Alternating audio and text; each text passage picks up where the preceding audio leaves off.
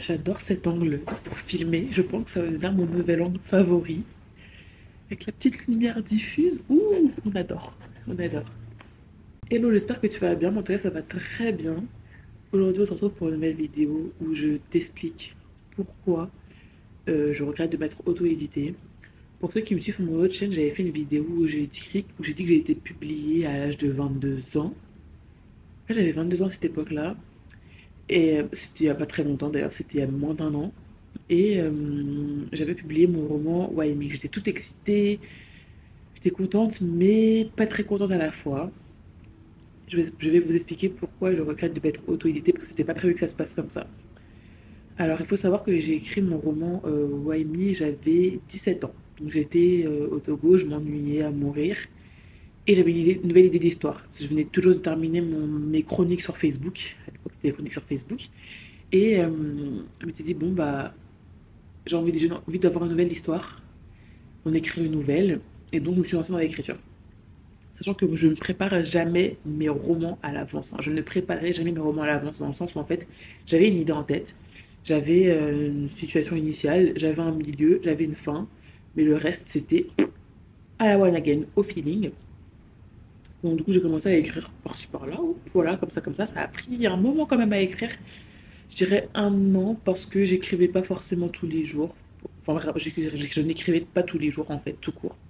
Et, euh, et en fait, bah, j'écrivais que quand j'en avais envie. Donc parfois il y avait des incohérences et tout. Vraiment, je m'en foutais. Et puis j'étais tellement à fond sur cette histoire. Je l'aimais tellement. Je l'aime toujours d'ailleurs cette histoire parce qu'elle a vraiment un beau fond. Euh, j'aimais tellement cette histoire que je me suis dit, bah, comme je l'aime autant, pourquoi ne pas en faire profiter d'autres personnes pour qu'ils l'aiment autant que moi. Donc du coup, je me suis dit, bon, bah, j'ai fait relire à ma sœur. C'était la première histoire que je faisais relire à quelqu'un de ma famille. Ma sœur, elle est full romance. Elle a adoré. Et même sur Wattpad, parce que j'ai publié au fur et à mesure sur Wattpad à l'époque, les gens adoraient. Enfin, j'avais plus de 300 000 lectures. Je crois qu'à ce jour, ouais, j'avais plus de 300 000. Je me suis dit, bah voilà, j'ai l'impression que l'histoire, elle plaît. Ma sœur, elle a kiffé, donc je peux le faire publier, quoi. Donc, premier jet, dès que j'ai terminé le premier jet, j'ai envoyé mon roman en manuscrit. Donc, je ferai une vidéo sur les erreurs à ne pas faire quand on veut soumettre son histoire à une maison d'édition, même en auto-édition, tout ce qu'il ne faut pas faire, tout ce que j'ai fait qu'il ne faut pas faire. Je ferai des vidéos pour vous prévenir, pour vous aider un petit peu. Mais du coup, j'ai envoyé mon manuscrit, mon premier jet, j'ai envoyé mon premier jet en maison d'édition. Évidemment, je n'ai pas eu de réponse. Qui est étonné par ici. Donc je me suis dit, bah vas-y, c'est pas grave. J'ai fait relire à ma sœur. Ma sœur m'a fait modifier tous les trucs qui n'allaient pas. Donc j'ai refait une deuxième passe. Donc c'était ma première correction. Puis j'ai découvert la formation LICAR pour devenir écrivain. Donc en fait, comme mon histoire était déjà toute faite, ça m'a plus apporté de la consistance et, euh, et de la matière sur ce que je savais déjà. Donc vraiment tout ce qui est après ça m'a plus aidé sur tout ce qui est structure, préparation de roman, etc. Et c'est ça que j'ai pu utiliser pour mon second roman qui est The Way I Love You et qui est actuellement disponible sur Wattpad et qui est en cours de correction. Donc la version que vous avez sur Wattpad n'est pas la finale. C'est vraiment celle de mon premier jet pour le coup. Bref, je m'égare. J'ai fait cette formation et je m'attendais à pouvoir faire toutes les modifications que je voulais refaire sur ce premier tome et sur le tome 2, donc de Why Me, qui sont aussi sur Wattpad, pour pouvoir ensuite le faire proposer à des maisons d'édition. Sauf que par curiosité, je suis allée sur TikTok et j'ai écrit le nom de mon roman pour voir si j'avais des retours de Wattpad de gens qui avaient lu mon roman. Et là, je tombe sur une vidéo d'une meuf qui a le même titre que moi. Je me dis, ah, ah, bizarre, mais bon, après, je n'ai pas le monopole du titre Why Me, loin de là. Mais je me suis dit, bon, bah, c'est un peu bizarre, surtout qu'en fait, la police était assez similaire. Donc, je me dis, bah, je vais aller voir. Donc, je vais voir sur le compte, et là, je vois, il y a quelques similarités avec mon roman, mais je me dis, ah, j'ai peur. Imaginons, elle publie le roman, parce que je voyais elle voulait le faire publier en auto-édition. Je me suis dit, oh my god, imaginons, elle veut l'auto-publier, le livre il marche de ouf. Après, moi je publie le mien, les gens ils vont croire que c'est moi qui ai copié alors que j'ai pas du tout copié. Même si l'histoire n'était pas identique, il y avait des similarités qui font que tu te dis, ah, il y a de l'inspiration quelque part. Surtout qu'en fait, il y avait le même titre pour le tome 1, le même titre pour le tome 2.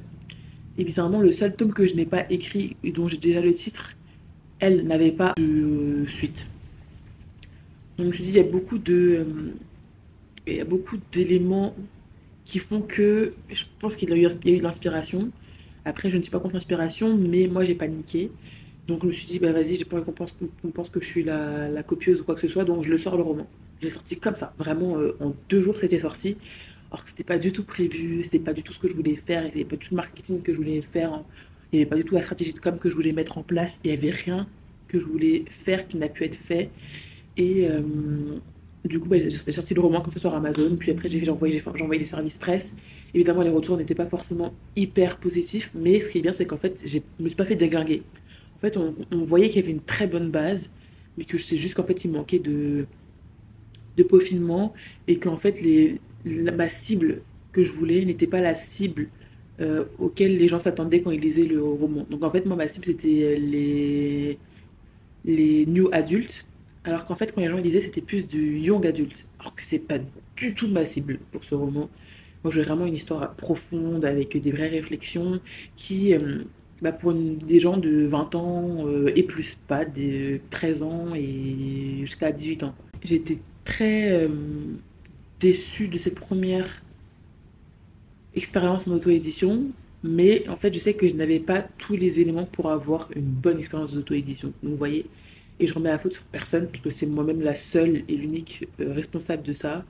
Est-ce que c'est grave ce que j'ai fait? Absolument pas. C'est juste une erreur de. C'est une expérience en fait, c'est une erreur de parcours.